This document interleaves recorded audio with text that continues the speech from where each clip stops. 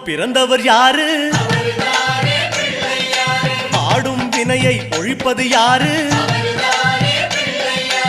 ஆதவன் வணங்கும் தெய்வம் யாரு? பூமியை தாங்கும் புண்ணியன் யாரு? அனலாசுரனை தின்றது யாரு? ஆணவம் நீக்கும் நாயகன் யாரு? முப்புரி அணிந்த மூலவன் யாரு? அவரும் வாழ்வது எங்கே கூறு?